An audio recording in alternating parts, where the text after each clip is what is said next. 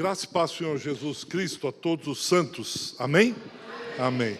Eu queria agradecer primeiramente a Deus pela oportunidade que Ele concedeu de estar aqui com os irmãos essa noite, porque eu tenho absoluta convicção que se não fosse Ele, eu não estaria aqui. Se não fosse por causa dEle, certamente poderia acontecer o que acontecesse e eu não estaria, mas Ele abriu essa oportunidade. E ao pastor Klaus por permitir que eu estivesse aqui essa noite. Eu sei como é que é ser pastor, eu já sou pastor há alguns anos, e eu, pelo menos, eu tenho, espero e tenho certeza que ele também, a gente fica muito cauteloso de abrir o púlpito, né, do qual é a comida que vão dar para o nosso rebanho, porque às vezes a gente fica lá ensinando por anos a fio, aí vem um irmão e faz aquela pregação assim, que você diz, de onde ele tirou esse negócio? Onde ele viu isso? Então, às vezes acontece, não é fácil. Mas, então, dentro disso, se eu disser alguma coisa que não bate, não combina com aquilo que o pastor tem ensinado a vocês, fique com aquilo que o pastor de vocês tem ensinado a vocês. Porque é ele que cuida de vocês, é ele que responde. Eu venho aqui, prego no domingo, depois eu vou embora. Mas ele fica aqui. Ele ensina, ele ora, ele dá vida aqui. Então, se alguma coisa não estiver certo entre o que eu falar e o que ele falar, fique com o que ele está ensinando à igreja. Amém? Amém. Então, o pastor me deu, né, esse tema, achei um tema muito bacana, de João, capítulo de número 15, e ele me deu dois textos, o Salmo 128 e João 15, 8, e eu queria pegar um gancho desse preparados para um novo tempo, frutificando, que é o tema, e falar sobre a raiz. Esse dar fruto, ele tem um contexto. Esse dar fruto é resultado de alguma coisa que aconteceu e acontece na vida do cristão, na vida daquele que entregou a sua vida para Jesus de Nazaré. Então, eu queria trabalhar esse contexto. Eu sei que para muitos aqui você vai olhar e vai dizer, isso eu sabia, amém. Então vamos relembrar isso, vamos trazer a memória, é uma questão didática. Você vai ensinando, é igual uma criança. Você tem o teu filho, você diz para ele, escova o dente, ele vai dormir, já escovou o dente? Hoje eu estou cansado, você vai escovar o dente. E você tem que ficar repetindo, tomar banho. Há crianças que não gostam muito, tem alguns adultos também, né? Mas é mais difícil, é raro. Mas geralmente criança que mas você precisa insistir. Então eu queria trazer à memória dos irmãos essa razão, por que você vai frutificar, por que você frutifica, por que você faz o que você faz, por que você cultua, por que você está aqui hoje à noite, por que você deve sair e ser luz e sal nessa terra, etc, etc. E eu queria utilizar o texto da primeira epístola do apóstolo Pedro, capítulo de número 1. Eu vou pedir que você abra a sua Bíblia lá em 1 Pedro, capítulo de número 1, e nós vamos ler a partir do versículo 13. Então, eu vou só repetir, perdoem a minha insistência, às vezes minha esposa fala, você repete, como professor, já há algumas décadas, a gente vai ensinando e eu sempre está repetindo e sendo didático para o aluno, e às vezes eu fico assim meio que repetindo, isso aqui, entendeu? Vamos repetir, aí eu ponho na lousa, etc. Então tenham paciência comigo, tá bom? 1 Pedro, capítulo de número 1, versículo 13. Nós vamos ler, estudar do versículo 13 até o versículo 21. Por isso eu vou pedir que você fique com a sua Bíblia aberta, conferindo aquilo que eu estiver dizendo, aquilo que eu estiver falando, para que isso fique na sua mente. Você pode também, se você não tem Bíblia escrita, você pode também abrir no seu celular, acompanhando. Eu estou lendo a revista e atualizada. Então, deixa eu dar o contexto, olha um pouquinho para mim aqui. O contexto, o apóstolo Pedro, isso está lá no versículo 2, ele está falando aos judeus da dispersão, aqueles que saíram por causa da perseguição que está acontecendo em Jerusalém. Então, eles são chamados de forasteiros, ou os da dispersão, porque veio a perseguição, os irmãos lembram, em Atos capítulo 7, do primeiro mártir, que é Estevão, quando ele é apedrejado. E aí a igreja dispersa, mas dispersa porque Deus tinha um propósito. Não é dispersa porque Roma foi rude, brava, e Deus perdeu o controle. Pelo contrário, eles queriam ficar em Jerusalém, não sair, não frutificar fora de Jerusalém, não sair dos muros do templo. Então, Jesus permite essa dispersão, essa perseguição, para que eles saíssem. Eles entenderam tão bem isso, mas tão bem, que os apóstolos precisaram exortar os irmãos, porque todos queriam ser mártires, tinha uma fila para morrer debaixo da espada do tacão de Roma, porque eles queriam, havia o dom, os apóstolos precisaram ensinar que há um dom de ser martírio, há um dom, é um privilégio que Deus dá a alguns, de morrer e sendo comidos por leões da arena. Aí vem um lá, eu quero ser mártir. Rapaz, você pensa que é assim? Você só quer moleza, você só quer coisa fácil, mas eu quero morrer por amor a Cristo. Entra na fila, pega a senha. E eles precisaram ensinar.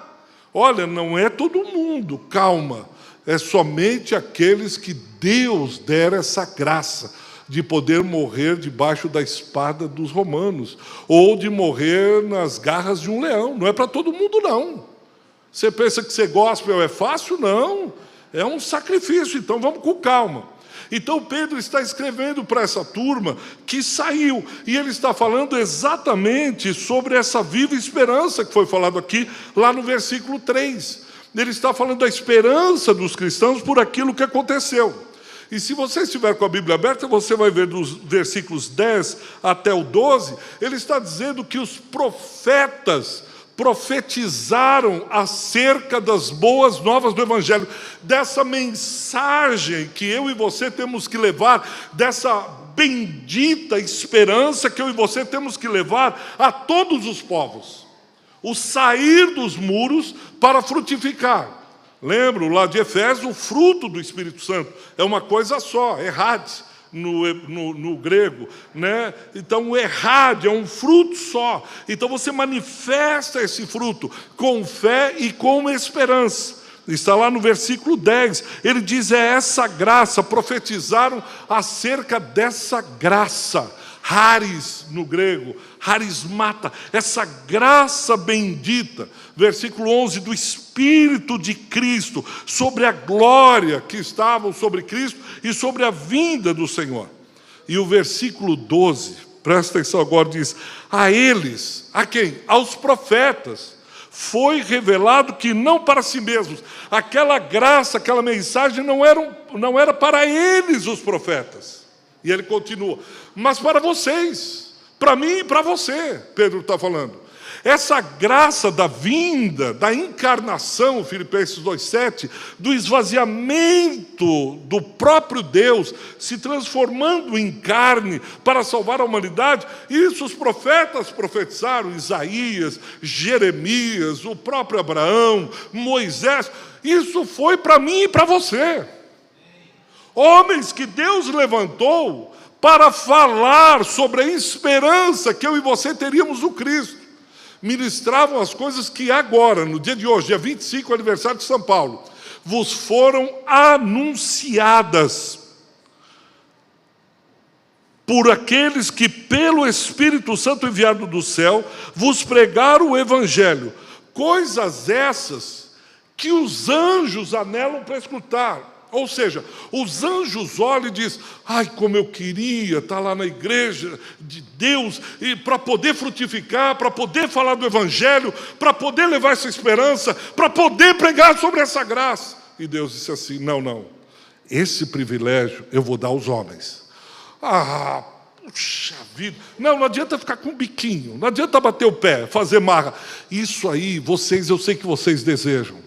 Mas eu vou deixar isso para os homens, para os meus filhos. Eles são a coroa da criação. Eles são fruto do meu amor por eles. Veja o que Pedro está falando. Até os anjos, os santos anjos, lá de Isaías 6, que quando Isaías tem a visão, eles estão ao redor do trono, dizendo, Kadosh, Kadosh, Kadosh, Santo, Santo, Santo. Os querubins com 2 asas cobriam o rosto, com 2 eles cobriam os pés, e com outras 2 eles voavam, e o tempo todo, santo, santo, santo. Esses santos anjos que estão vendo o Senhor, eles desejavam isso que foi dado a mim e a você. Então, antes de ser uma obrigação, antes de você dizer, tem que sair hoje para falar, para entregar folheto, ou para pregar, ou para ir na internet, ou convidar todo dia, toda hora, dá um tempo. Os anjos dizem, se eu tivesse essa oportunidade. Ai, como eu queria ser você. Ai, como eu queria falar sobre essa mensagem. Eu queria ter esse privilégio que você tem. Ai, como eu queria estar aqui ouvindo isso e depois sair aos 4 cantos e pregar e frutificar. Por isso, lá no versículo 12, você está com a sua Bíblia aberta, algumas traduções dizem, portanto. Outras dizem, por isso. Olha o que o apóstolo Pedro está dizendo. Vocês entenderam isso que eu estou falando? Desse privilégio, dessa mensagem, etc. Então, agora, portanto, por isso o quê, Pedro? Sabendo disso, agora nós vamos fazer um cultão, vai ser glória, reteté, vamos para o monte, e rajada de língua estranha. Opa, calma, pode fazer isso, mas por isso. E aí ele começa a dar algumas instruções, as quais eu queria falar com vocês essa noite. Ele diz, por essa causa, se você entendeu esse privilégio de ter essa mensagem, esse ouro, essa preciosidade em vasos de barro, então eu vou dizer como que vocês frutificam, como vocês caminham. Eu queria orientar vocês agora. Tá bom, Pedro, vamos fazer isso. Cingindo o vosso entendimento, sede sóbrios e esperar inteiramente na graça que vos está sendo trazida na revelação de Jesus Cristo. Pedro está dizendo, o cingir aqui era usado, os homens usavam aquelas saias compridas, ou chamadas, como na vida de José, Gênesis 37, vestes talares, aquelas roupas compridas. E quando eles tinham que entrar para a ação, quando eles tinham que correr, quando eles tinham que trabalhar, eles arregaçavam a saia e cingiam as suas vestes. Eles punham aqui, davam um nó e colocavam um nó no meio das pernas. Aquela roupa ficava como um calção, ou às vezes prendiam com cintos e eles saíam correndo. Dava mobilidade, dava uma certa folga para que ele exercesse aquela ação a qual ele tinha objetivado, que ele tinha falado. Então ele diz, cingindo, Pedro pega essa ideia do Oriente e diz, vocês precisam cingir o vosso entendimento. A mente de vocês precisa estar preparada para aquilo que vocês têm que cumprir como missão, como tema que vocês elegeram, a frutificação. Vocês não podem se distrair, cingindo o vosso entendimento. Se prepare, foque, não se distraia. Isso é tremendo, porque nós vivemos um tempo, não sei se foi o maior tempo, mas nessa geração que nós estamos vivendo, há uma indústria de distração fora do comum. A última pesquisa eu vi só em streamings e vídeo, mais de 22 bilhões de dólares investidos em criação e entretenimento. Disneyland, Disney World, rede social, Facebook, Instagram, e é uma distração. E quando a gente pega o celular na mão, um abraço, já foi, sai rolando. Hoje, conversando com o irmão da igreja, ele está com um problema aqui de tanto ficar trabalhando com o celular, vendo streamings e etc, etc, etc. Nós temos séries, e Pedro está dizendo, foquem, não se distraiam, não permitam que nem a vestimenta, que é essencial, distraia, desfoque vocês. Vocês têm uma incumbência, vocês têm uma missão, estejam com a mente preparada, se disciplinem. Coloquem lá a sua agenda à disposição de Cristo. Levem a sério a realidade de Deus. Isso é sério demais. Ele diz, por causa disso, vocês têm que cingir o entendimento. E isso por causa da graça. Aí no versículo, esperar inteiramente na graça que vos está sendo trazida, na revelação de Jesus Cristo. Eu não posso sozinho, eu me distraio. Logo de manhã eu pego o celular para saber o horário, ou o celular desperta, mas eu já pego uma vontade quase que irresistível de abrir o Instagram, o WhatsApp. Não, eu só quero ver se tem uma mensagem. Graças a Deus eu tenho uma auxiliadora que me pega no pé. Você não está vendo muito aí esse WhatsApp? Larga esse seu celular. E aí eu digo, não, estou vendo só a questão do banco, não, eu estou vendo os e-mails, eu estou vendo alguma coisa. E se deixar, nós mergulhamos nisso e não saímos mais. E o apóstolo Pedro está dizendo, não deixe que nada, nem aquilo que é essencial como a vestimenta, atrapalhe sua caminhada com o Senhor. Vocês ficaram aqui 12 dias, certamente fizeram propósitos, ouviram falas divinas. Deus falou no meio do arraial. Agora amanhã é segunda-feira. Pastor, o senhor tinha que lembrar, né? O senhor tinha que lembrar. Estava indo bem, eu estava até gostando. Mas amanhã é segunda-feira. Amanhã tudo vai conspirar para que esse propósito, esse cingir, essa graça, essa esperança, desfaleça, saia por entre os dedos como água. E quando você chegar lá pela quarta, você está com a mente no trabalho, nos negócios, no comércio, na escola, na faculdade, em tudo quanto é canto, menos com a mente focada naquilo que Deus colocou como propósito e missão. Por isso estejam alertas. E você olha e diz, Pedro, eu gosto muito do irmão, mas como? E ele diz isso no versículo 14. Como? Como filhos da obediência. Não vos amoldeis às paixões que tinhas anteriormente na vossa ignorância. Como é que eu mantenho isso? Como é que eu sou constante no meu objetivo, na minha missão, no meu propósito, em frutificar? Como filho da obediência. Nós somos filhos da obediência. Ele está fazendo uma contraposição a Efésios 5:6, quando o apóstolo Paulo fala sobre os filhos da desobediência. Nós não somos filhos da rebelião, nós não somos filhos da desobediência, nós somos filhos da obediência, ou seja, nós obedecemos a um Senhor. Quando entregamos a nossa vida a Cristo, essa nossa vida já não é mais nossa vida, é a vida submetida ao senhorio de Cristo.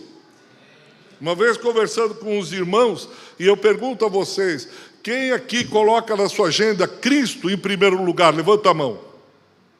Então, para mim, Cristo não é o primeiro lugar na minha agenda. Vou repetir, Cristo para mim não é o primeiro lugar na minha agenda. Explico. Quando eu coloco Cristo em primeiro lugar, de quem é a agenda? Minha. Cristo, primeiro lugar. Segundo lugar, família. Terceiro, igreja. Quem é que está fazendo a escala? Quem é que está colocando na hierarquia? Sou eu. Quando eu entendo que Cristo é meu Senhor, eu olho para Ele e diz, não, o Senhor é muito grande para caber na minha agenda. O Senhor é muito grande, o Senhor não cabe na minha agenda. Acho que é melhor eu entregar a minha agenda para que o Senhor me ajude. O Senhor seja o Senhor do meu schedule. O Senhor diga o que eu tenho que fazer, porque o Senhor não cabe aqui. E eu tenho dúvida se o Senhor vai se submeter ao meu horário. Deus diz, eu acho que você tem razão, filho. Então, Senhor, como sempre eu tenho razão. Deus disse, tá bom. Então ele está colocando aqui que esse filho da obediência, que somos eu e você, são aqueles que ouvem a voz do pastor, reconhecem essa voz e o seguem. Então eu e você seguimos ao Senhor. Nossa vida não está à deriva. Eu não faço o que eu bem entendo, a hora que eu quero, do meu jeito. Esse negócio tem um Senhor. Conversava semana passada com o irmão e disse: irmão, lembre-se quem que é o dono do teu negócio. Lembre-se quem te deu aquele negócio. Porque ele vai crescendo, e a gente vai crescendo, e a gente vai ganhando musculatura emocional, e etc. A gente vai dizendo, tá, isso aqui é mesmo. Quando nós começamos a igreja alguns anos atrás, como toda igreja, eu penso que é assim, muito apertado. Então eu e a Vânia, os meus 2 filhos pequenos, então começamos um trabalho na sala de casa, e aí conseguimos alugar um primeiro lugar, fomos para um salão onde a Vânia era a reitora do seminário, aí permitiu que ficasse lá no salão, nós ficamos no salão, e depois alugamos, e o dinheiro contado, e a igreja foi crescendo, foi tendo um pouquinho mais de folga, aí eu conversando com o pastor, que é meu mentor, e eu disse para ele, olha, agora eu preciso ver o que eu faço com o dinheiro, porque está sobrando, onde nós vamos fazer. Ele ficou olhando com aquela quietude, com aquela sapiência, aquela sabedoria singular que ele tem. Ele disse, Ebiton, quando a igreja era pequena, dependia de Deus, né? Mas agora que a igreja já está estabelecida, não precisa mais, você vai dizer para onde ela vai, né?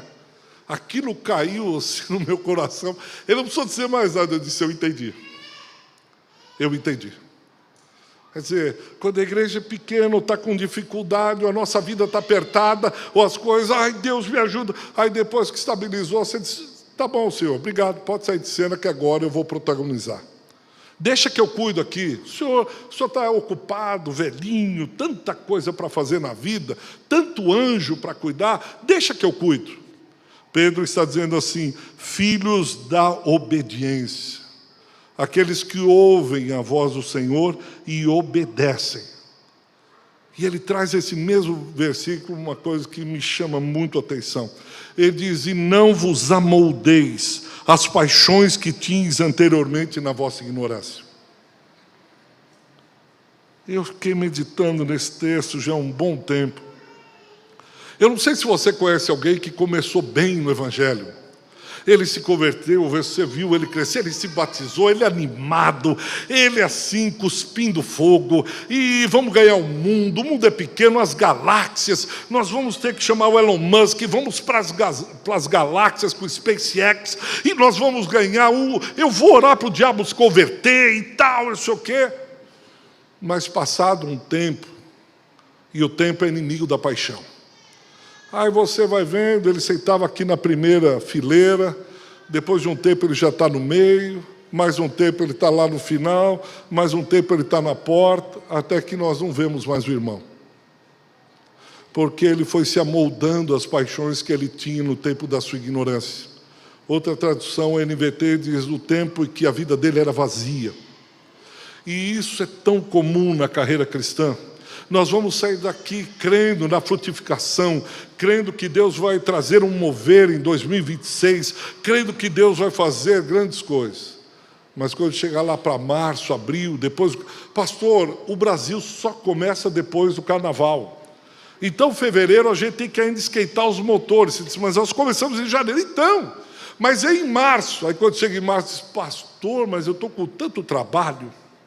Olha, março é que tristeza. Aí quando chega abril, pastor, não é melhor a gente começar no segundo semestre, porque aí a gente está bombado, depois de julho vem as férias e tal. E aí chegamos em dezembro de 2026, moldados pelas paixões que tínhamos no tempo da nossa ignorância. O que eu quero deixar como mensagem nesse ponto, não retroceda. Lute todos os dias. Acredite em alguém que já há mais de 40 anos caminha com o Senhor. Eu já vi muitos guerreiros tombarem no fronte, desanimarem. Lembro de Juízes, capítulo 6, 7, 8, sobre Gideão. 32 mil homens. Deus olha e diz, primeira coisa, vá lá na frente desses 32 mil homens de guerra e diz, quem for covarde e tiver com medo não precisa vir. 22 mil disseram, Gideão, você sabe que a gente é parceiro, mas a gente está junto. Hashtag Gideão, mas é que eu estou com medo. 22 mil voltaram. O Senhor olha e diz: ainda é muito. Eles ficam com 300. E Deus diz: é com esses 300. Eu espero que você seja um dos 300 que ficará firme no propósito de 2026 frutificando. Todos os dias levantando e dizendo: Deus, eu quero ter essa determinação, eu quero ter esse foco, eu quero obedecer aquilo que o Senhor falou. E não nos amoldeis as vossas paixões. Mas veja o versículo seguinte, ele diz: pelo contrário. Pelo contrário o quê? Então não é por esse caminho. Qual é o caminho? É o caminho de santidade. Sede santos, porque o Senhor vosso Deus é santo. Santo é separado. Eu sou separado, eu olho para as paixões que eu tinha anteriormente, eu olho para os meus desejos, eu olho para as minhas vontades, e eu nego isso, eu renuncio em favor de ser o filho da obediência que busca santidade com o Senhor, porque Ele é santo. E a santidade é dada por Deus, através do homem, buscando o Espírito Santo e dizendo: Deus, me purifica. Vocês estão vendo sobre a videira. A videira precisa estar sendo podada, nós precisamos estar sendo podados daquilo que não frutifica mais. Tem que ser podado a videira que já não está, os galhos que não estão produzindo, frutificando. E Ele poda na minha e na sua vida, a fim de que sejamos santos, porque Ele é um Deus santo.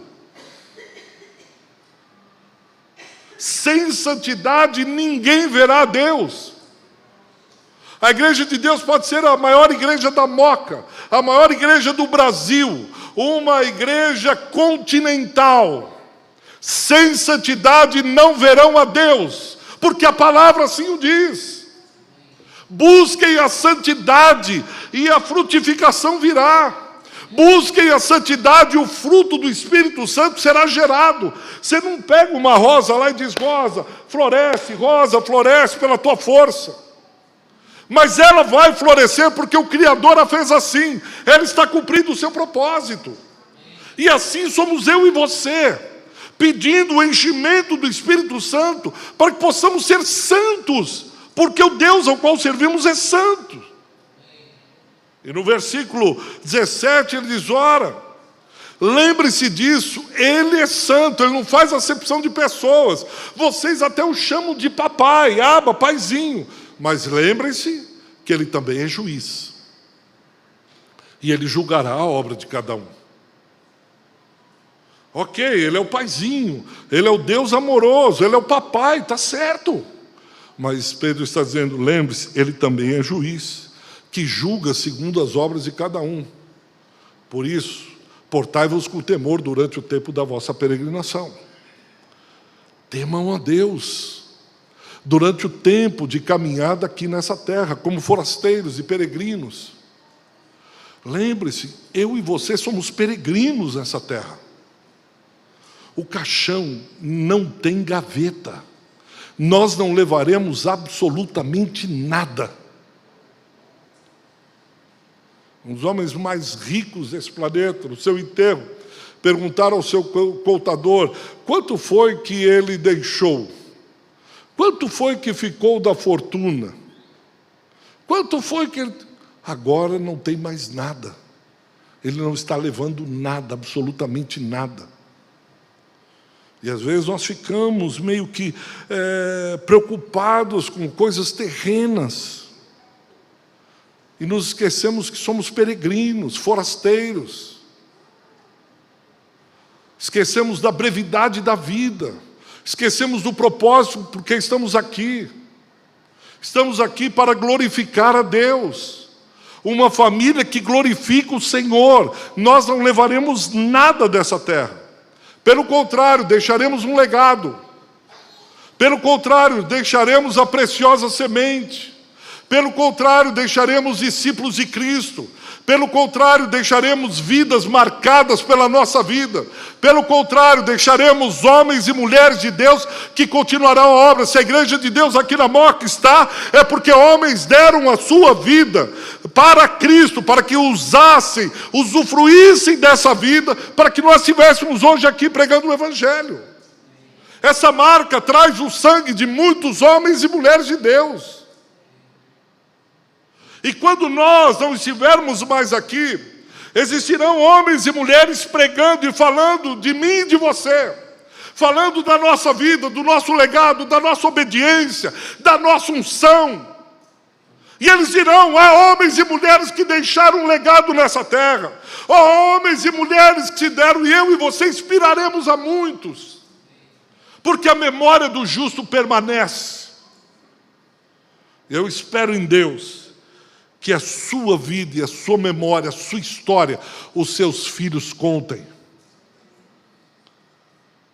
Eu não queria que meu filho contasse que eu fui um grande professor, um grande empresário, um homem muito rico, um homem muito pobre.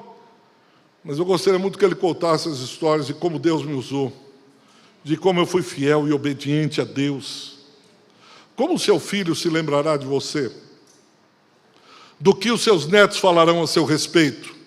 Ele gostava de nadar, e ele até fez uma piscina, era sócio do clube e nadava. E depois? Ele nadava, e ele nadava borboleta, ele nadava crawl, ele nadava costas, ele era um peixe. Então, o vovô nadava, ele nadava também na praia. Ele gostava de mar, gostava, o que mais? Então, ele ia sempre para a praia. Então, mas, e o que? Ele nadava. E o que mais? Poxa, você faz tantas perguntas. Como os seus filhos lembrarão de você?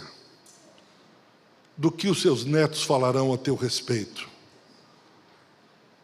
Eu amo ouvir histórias de pastores de cabelos brancos e contando as histórias de homens e de mulheres que viveram nessa terra como filhos da obediência, temendo a Deus, porque sabiam que um dia estariam diante do Rei dos Reis, do Juiz dos Juízes, e dizendo de como Deus os usou, de como Deus... Essa é uma história maravilhosa que eu gostaria que meus netos contassem a meu respeito. Mas vamos continuar.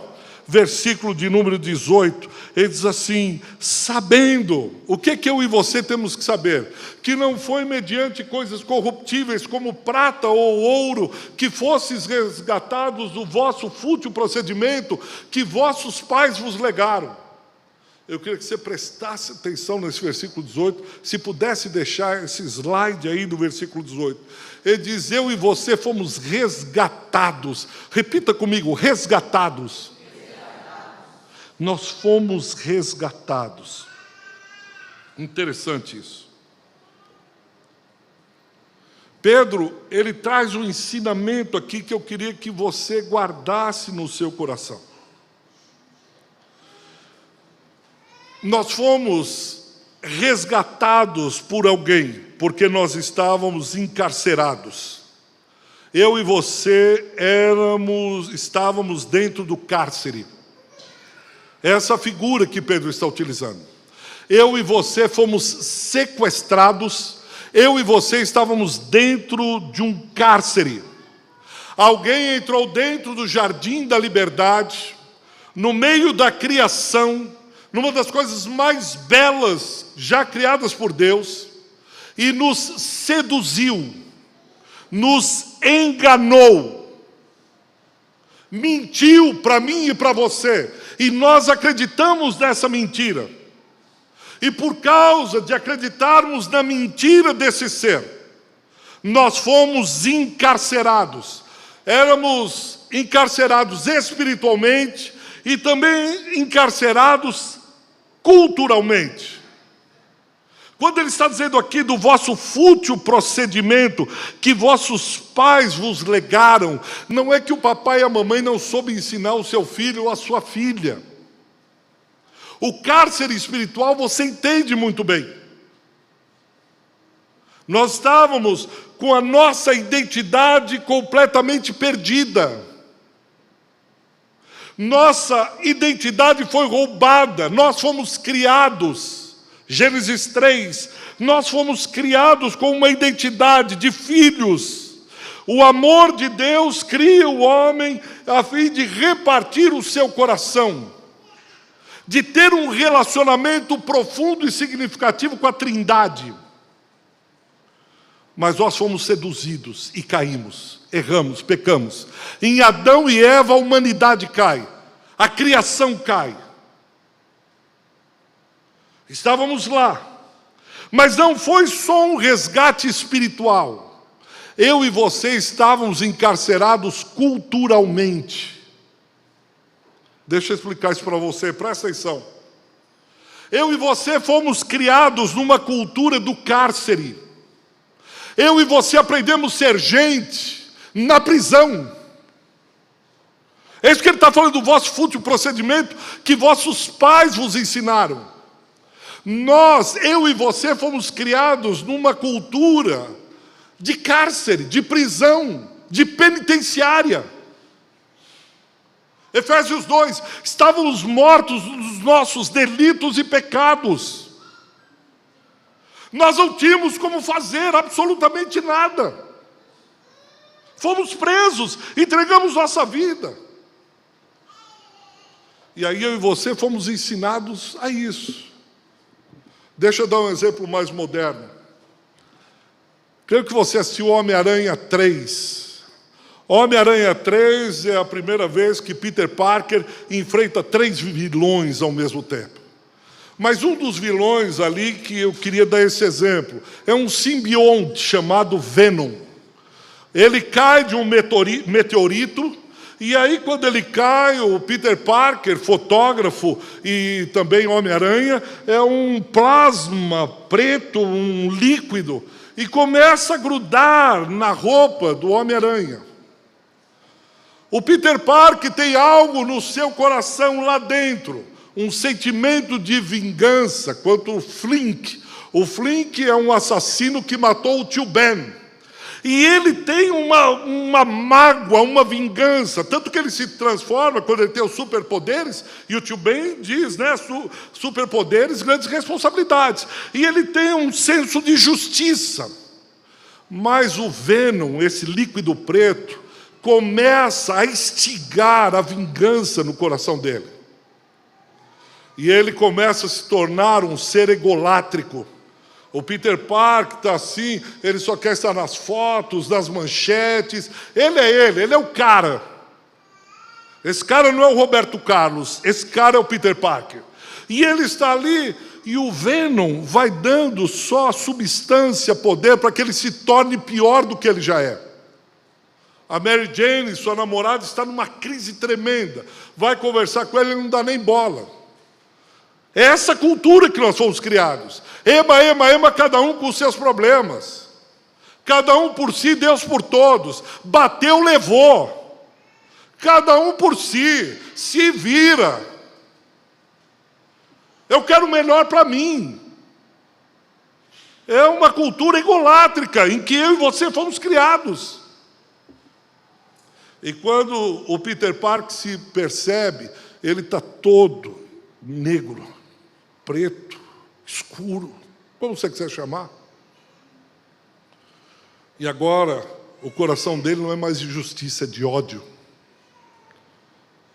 Agora ele quer vingar a morte do tio Ben. Ele é um justiceiro. Ele é um vingador. Ele não busca mais a justiça. Pastor, por que o senhor está falando isso? Porque nós somos e fomos criados nessa cultura. É dessa cultura aqui que nós vamos ser tirados por Cristo. Eu posso frutificar agora, porque Jesus Cristo me tirou desse cárcere cultural. E esse cárcere cultural, ele está grudado em mim e em você, por um ser que é desumanizado como o Venom. Venom é o único inimigo do Homem-Aranha que é um ser desumanizado, não tem humanidade nenhuma, e que começa a fazer habitação no coração dele. Assim é o diabo e seus anjos, assim é o mal. A vitória do mal está em conseguir que você do bem faça o mal como ele faz, que você tem vingança e malignidade e não mais prolifere o bem. Essa cultura do ódio que vai entrando nas igrejas, essa cultura do ódio, essa cultura do cárcere que vai nos dominando, que quando a gente percebe já foi. Como a gente diz, perdeu o playboy. Deixa eu dar um exemplo bíblico. Israel, 400 anos no cárcere. preso no Egito. Se você cruzasse com um adolescente e olhasse para ele e disse: por que vocês estão trabalhando para os egípcios? Eles, que pergunta é essa? Por que vocês são escravos aí do Egito? Ele disse: meu amigo, meu avô foi escravo, meu pai foi escravo, o que você acha que eu vou ser? E você dissesse: não, rapaz, eu sou crente. Você é povo de Deus, você é povo da promessa, você é filho do Altíssimo. Olha, Deus vai fazer ainda. Nós somos filhos de Abraão, Isaac, já. Ele diz: de que planeta você veio? Isso aqui é o cárcere, meu amigo. Nós nascemos como escravos e vamos ser escravos o resto da vida. Onde o senhor quer chegar, pastor? Nós precisamos compreender a liberdade que Cristo nos trouxe. Nós precisamos entender que nós não somos mais escravos, nós somos livres. Nós cantamos isso. Nós temos liberdade. Ele nos tirou de lá. Alguém nos prendeu, mas alguém foi até a mansão dos mortos e disse: dá-me as chaves do inferno, dá-me as chaves do cárcere, dá-me a chave do cadeado, porque eu vou libertar o meu povo. Eu morri, ressuscitei e vivo. Eu tenho autoridade sobre esses meus filhos. Eu os comprei com precioso resgate. Não foi com prata e ouro, mas foi com sangue precioso. Versículo 19. Pelo precioso sangue de Cristo. Por isso eu posso frutificar. Por isso eu tenho ousadia. Por isso eu tenho liberdade. Eu tenho poder do Espírito Santo para fazer o que eu estou fazendo. Eu tenho razão, eu tenho sentido. Eu não ando mais à deriva.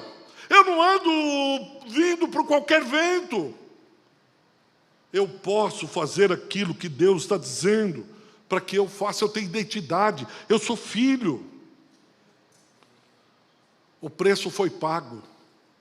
O cárcere foi quebrado, destruído.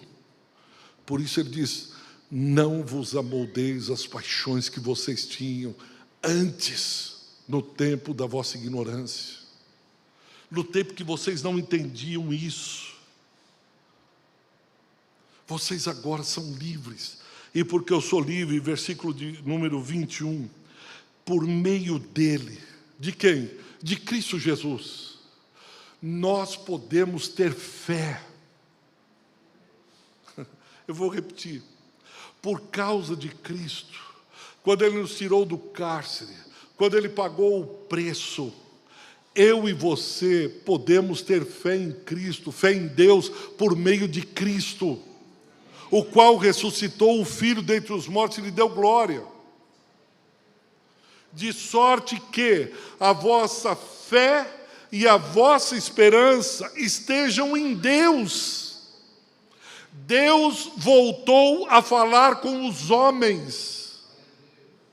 Quem assistiu aquele filme, Noé, eu assisti algumas vezes, achei de um brilhantismo.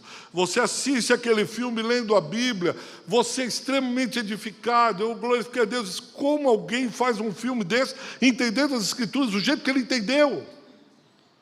Há um determinado momento que Deus fala com Noé, aparece para Noé, isso ele mostra no filme. Deus não falava mais com os homens pecaram, chegaram no topo da iniquidade, Deus destrói o mundo com o dilúvio. Deus não falava mais, antes do dilúvio, ele cessou, e ele passa no filme uma angústia, e quando aqueles homens, eles percebem que Deus falou com Noé, vem a câmera, faz uma tomada no líder, e ele fala assim, com os olhos marejados: Deus falou com ele. Todo mundo olha e diz: Deus falou? Porque Deus não falava mais. Esse versículo diz: agora, Deus voltou a falar com os homens. Eu e você temos fé e esperança, porque o Cordeiro foi morto, ressuscitou e vive. E porque eu creio nele, eu volto a ter esperança, eu volto a ter fé, eu volto a escutar Deus. Deus fala e eu posso ouvir. Deus fala através das Escrituras, Deus fala através da pregação, Deus fala através dos louvores, Deus fala através da criação. Deus fala através de um irmão, através de um... Deus fala, aleluia, temos fé e esperança nele. Porque você vai amanhã voltar ao trabalho, à escola, ou seja o que você for. Porque você vai levantar amanhã. A única razão é porque as misericórdias de Deus foram renovadas. A única razão é porque Ele derramou fé no meu e no seu coração. Ele derramou esperança. Caso contrário, seria melhor dar um tiro na cabeça e morrer, porque eu não creio que a ciência irá salvar esse mundo. Eu não creio que a classe política irá transformar o nosso país. Eu não creio que os endinheirados ao redor do mundo farão alguma coisa de diferente. A única fé e esperança que eu tenho em Deus, e que se Ele mover os homens, através da sua santa e amada igreja, esse bairro da Moca será transformado, São Paulo será alterado, o Brasil será finalmente do Senhor Jesus, pelo poder que há no Evangelho de Cristo, pela fé e esperança que Deus, através do Filho, colocou no nosso peito. Caso contrário, é balela. Caso contrário, é conversa de balcão, de bêbado. O único poder que transforma o homem é o poder do Evangelho de nosso Senhor Jesus Cristo. Sabe por que você pode sair daqui hoje e amanhã ir frutificar? Por causa dele, por causa do que ele fez na cruz, por causa do sangue derramado. Por isso a esperança, a fé para mim e para você. Por isso eu posso sair daqui esperançoso e amanhã levantar cheio de fé e esperança, porque eu sei que ele colocou isso no meu coração. E depois, no final de tudo, eu queria que você abrisse Apocalipse 20, eu queria terminar. Desculpa, Apocalipse capítulo 5. Você diz, pastor, eu entendi. Entendi tudo o que aconteceu. Mas é incerto o final. Não, não é incerto, o final já foi escrito. Não, mas eu não sei o que vai acontecer, você pode não saber, mas Deus já sabe. Mas do jeito que estão indo as coisas, o final já foi escrito. E Apocalipse 5, diz no versículo 9, e eu e você vamos estar lá. Eu e você entoaremos um cântico novo. E a letra desse cântico é mais ou menos assim: digno és de tomar o livro e de abrir-lhe os selos, porque foste morto. E com o teu sangue compraste para Deus os que procedem de toda tribo, língua, povo e nação. E para o nosso Deus os constituíste reino e sacerdotes, e reinarão sobre a terra. Vi e ouvi uma voz de muitos anjos ao redor do trono, dos seres viventes, dos anciãos, cujo número era de milhões, de milhões, de milhares, de milhares. Tinha gente da igreja de Deus, tinha a igreja de São Paulo, todos os crentes estavam lá reunidos. E por que Deus os reuniu? Porque eles proclamavam em grande voz, dizendo, vamos ler juntos? Vamos fazer um ensaio do que será no último dia? Vamos juntos? Digno é o Cordeiro que foi morto de receber o poder e riqueza e sabedoria e força e honra e glória e o domínio, glória e louvor. Versículo de número 13. Então ouvi que toda criatura que é no céu e sobre toda a terra, debaixo da terra e sobre o mar, e tudo que neles há, estava dizendo, vamos ler juntos? Aquele que está sentado no trono e ao Cordeiro, seja o louvor e a honra e a glória e o domínio pelos séculos dos séculos. Amém. Esse será o final. Porque amanhã e esse ano estaremos frutificando. Porque o Cordeiro é digno. Digno é o Cordeiro de receber todo o louvor, toda a honra, toda a glória, todo o poder. Eu queria que você abaixasse sua cabeça, fechasse seus olhos. Eu queria pedir que Deus pudesse regar essa semente, a semente da palavra, e que você saísse daqui cheio de esperança, saísse aqui com fé do que Deus irá fazer. Talvez você olhe e diz: pastor, lá no meu trabalho está meio que para cá e para lá, acho que esse negócio de frutificar lá, acho que já deu. Talvez você esteja vendo a sua família agora e diz: pastor, se o senhor soubesse, é que é a primeira vez que o senhor vem aqui, mas se o senhor soubesse a história da minha família, o que já aconteceu lá, o senhor, não sei, eu não quero ser incrédulo, mas eu não sei.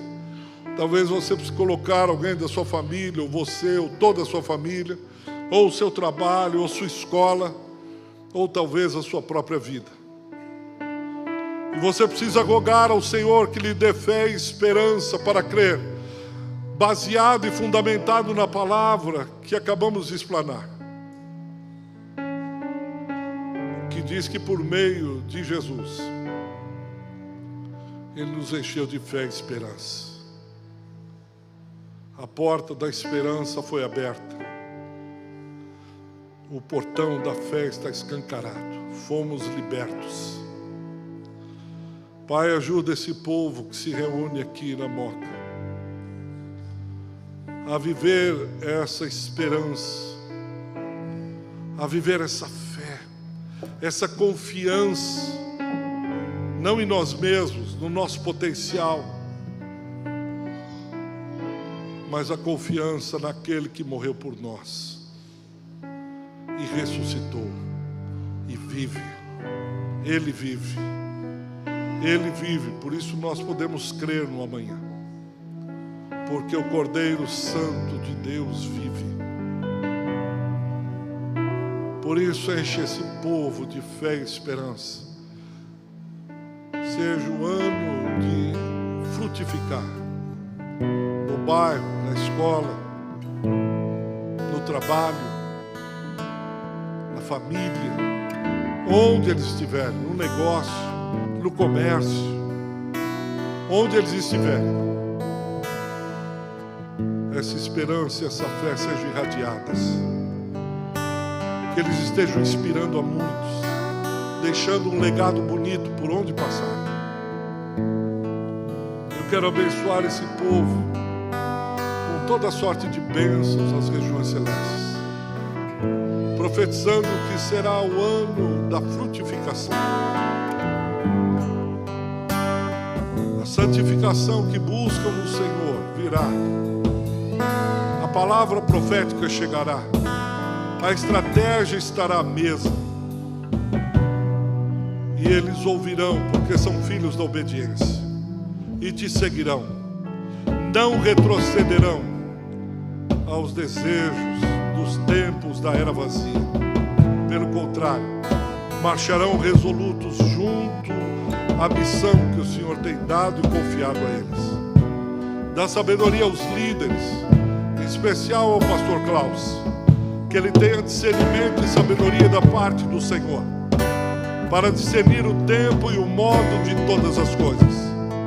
Que ele esteja com os olhos atentos à nuvem, como teu povo, quando estava no meio do deserto. Olhavam para a nuvem, quando a nuvem se movia, eles se moviam. Quando a nuvem parava, eles paravam. E os olhos não saíam de cima da nuvem, porque lá estava a presença do Deus Altíssimo. Que eles também, como igreja, estejam com os olhos atentos ao Espírito Santo de Deus, ao guia de Israel, e sejam conduzidos no temor do Senhor, ao lugar que o Senhor tem reservado a eles, a largueza do seu ministério, a profundidade do relacionamento contigo. Sê com a tua gente, esse é o teu povo, ovelhas do teu aprisco. nome de Jesus, que haja um soprar do teu Espírito. O Senhor venha inflamar os corações, aquelas brasas, Senhor, quase apagando, que o sopro do Espírito Santo inflame esses corações, e haja, Senhor, um mover das águas, haja um mover das águas, dá ordem, Senhor, aos teus anjos.